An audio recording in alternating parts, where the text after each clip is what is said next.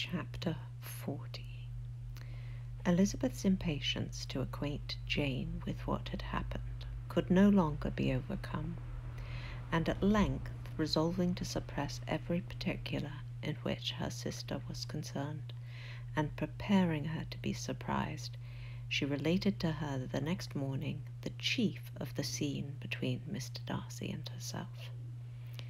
Miss Bennet's astonishment was soon lessened by the strong sisterly partiality which made any admiration of Elizabeth appear perfectly natural, and all surprise was shortly lost in other feelings. She was sorry that Mr. Darcy should have delivered his sentiments in a manner so little suited to recommend them, but still more was she grieved for the unhappiness which her sister's refusal must have given him. "His being so sure of succeeding was wrong," said she, "and certainly ought not to have appeared. But consider how much it must increase his disappointment."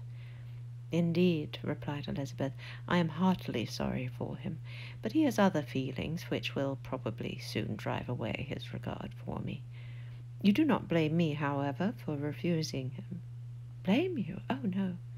"But you blame me for having spoken so warmly of Wickham." "No, I do not know that you were wrong in saying what you did." "But you will know it when I tell you what happened the very next day." She then spoke of the letter, repeating the whole of its contents as far as they concerned George Wickham. What a stroke was this for poor Jane, who would willingly have gone through the world without believing that so much wickedness existed in the whole race of mankind, as was here collected in one individual. Nor was Darcy's vindication, though grateful to her feelings, capable of consoling her for such a discovery. Most earnestly did she labour to prove the probability of error, and to seek to clear the one without involving the other. "This will not do," said Elizabeth. "You never will be able to make both of them good for anything. Take your choice, but you must be satisfied with only one. There is but such a quality of merit between them, just enough to make one good sort of man, and of late it has been shifting about pretty much. For my part, I'm inclined to believe it all Darcy's. But you shall do as you choose." It was some time, however, before a smile could be extorted from Jane. "I do not know when I have been more shocked," said she. "Wickham so very bad. It is almost past belief. And poor Mr. Darcy. Dear Lizzie, only consider what he must have suffered. Such a disappointment, and with the knowledge of your ill opinion, too, and having to relate such a thing of his sister. It is really too distressing. I am sure you must feel it, too. You must feel it so." "Oh, no, my regret and compassion are all done away with by seeing you so full of both. I know you will do him such ample justice that I am growing every moment more unconcerned and indifferent. Your profusion makes me saving. And if you lament over him much longer, my heart will be as light as a feather." Poor Wickham! There is such an expression of goodness in his countenance, such an openness and gentleness in his manner. There certainly was some great mismanagement in the education of those two young men. One has got all the goodness, and the other all the appearance of it. I never thought Mr. Darcy so deficient in the appearance of it as you used to do. And yet I meant to be uncommonly clever in taking so decided a dislike to him without any reason. It is such a spur to one's genius, such an opening for wit to have a dislike of that kind. One may be continually abusive without saying anything just, but one cannot always be laughing at a man without now and then stumbling on something witty. Lizzie, when you first read that letter, I'm sure you could not treat the matter as you do now." "Indeed, I could not. I was uncomfortable enough, I may say unhappy. and with no one to speak to about what I felt, no Jane to comfort me, and say that I had not been so very weak and vain and nonsensical as I knew I had. Oh, how I wanted you! How unfortunate that you should have used such very strong expressions in speaking of Wickham to Mr. Darcy, for now they do appear wholly undeserved. Certainly, but the misfortune of speaking with bitterness is a most natural consequence of the prejudices I have been encouraging. There is one point on which I want your advice.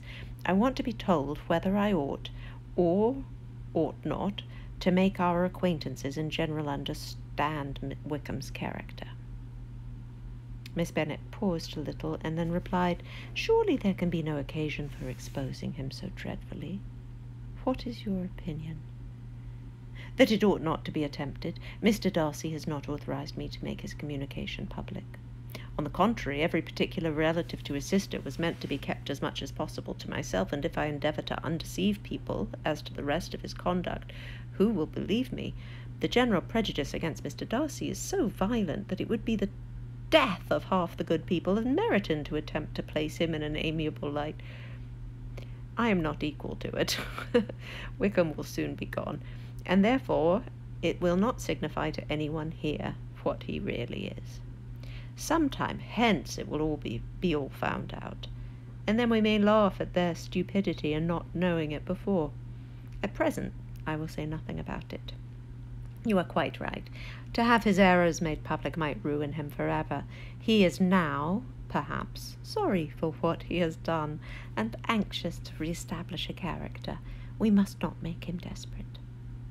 The tumult of Elizabeth's mind was allayed by this conversation. She had got rid of 2 of the secrets which had weighed on her for a fortnight, and was certain of a willing listener in Jane, whenever she might wish to talk again of either. But there was still something lurking behind, of which prudence forbade the disclosure. She dared not relate the other half of Mr. Darcy's letter, nor explain to her sister how sincerely she had been valued by her friend. Here was knowledge in which no one could partake, and she was sensible that nothing less than a perfect understanding between the parties could justify her in throwing off this last encumbrance of mystery.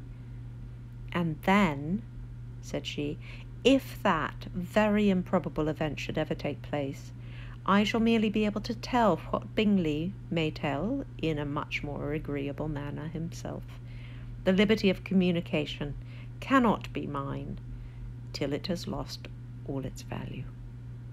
She was now, on being settled at home, at leisure to observe the real state of her sister's spirits, and Jane was not happy. She still cherished a very tender affection for Bingley. Having never even fancied herself in love before, her regard had all the warmth of first attachment, and from her age and disposition greater steadiness than most first attachments often boast, and so fervently did she value his remembrance, and prefer him to every other man, that all her good sense and all her attention to the feelings of her friends were requisite to check the indulgence of those regrets which must have been injurious to her own health and their tranquillity. "Well, Lizzie," said Mrs. Bennet one day, "what is your opinion now of this sad business of Jane's?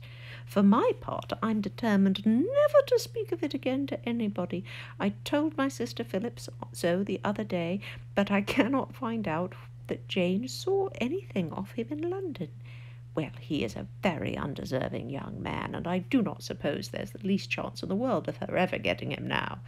There is no talk of his coming to Netherfield again in the summer, and I've inquired of everybody, too, who is likely to know. I do not believe he will ever live at Netherfield any more." "Oh, well, it is just as he chooses. Nobody wants him to come, though I shall always say he used my daughter extremely ill, and if I were her, I would not have put up with it. Well, my comfort is I'm sure Jane will die of a broken heart, and then he will be sorry for what he has done." But as Elizabeth could not receive comfort from any such expectation, she made no answer.